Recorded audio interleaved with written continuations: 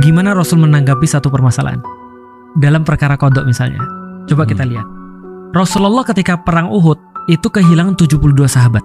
Dan salah satunya yang paling dia sayangi adalah paman dia, Hamzah. Hamzah bin Abdul Muthalib itu wafat ketika perang Uhud. Dan wafatnya agak sedikit ngeri sih. Ada satu pembunuh bayaran namanya Wahsy, disewa oleh seorang perempuan namanya Hindun. Hindun ini nyuruh dia untuk nombak dari belakang, karena orang ini gak mungkin dikalahin dari depan. Ditombak dari belakang, tembus, dia wafat. Ketika dia wafat, dirobek dadanya, sebelah sini berarti, dirobek dadanya sebelah sini, jantungnya dikeluarin, dikunyah sama Hindun untuk membalaskan dendam dia pada saudaranya yang pernah dibunuh oleh Hamzah juga. Ketika ini terjadi, Rasul tahu. Jadi ketika Rasul menemukan mayat dia, itu sudah jantungnya udah berantakan.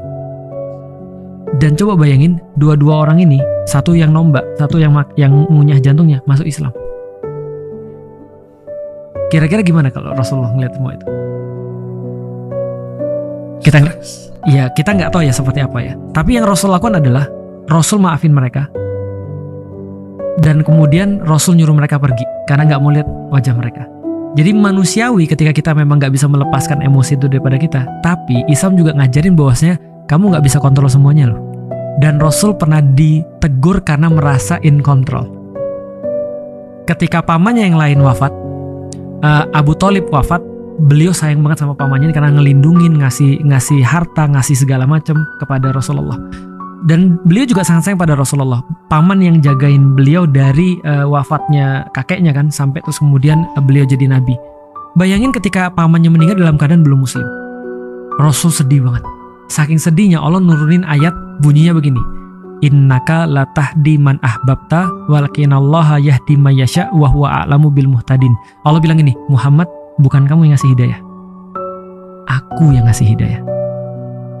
Cuma aku yang bisa ngasih hidayah, dan aku lebih tahu tentang siapa yang layak untuk dapat hidayah. Ini ayat teguran sekaligus hiburan pada Rasulullah. Teguran agar lu nggak perlu merasa bertanggung jawab, lu nggak perlu merasa gagal, gagal. Pada saat yang bersamaan, lu nggak gagal. Iya. Maksudnya itu hiburan kan? Iya. Itu bukan punya lu ya. Itu tegurannya. Hiburannya adalah lu nggak gagal kok. Ayo terus. Itu urusanku, bukan urusan.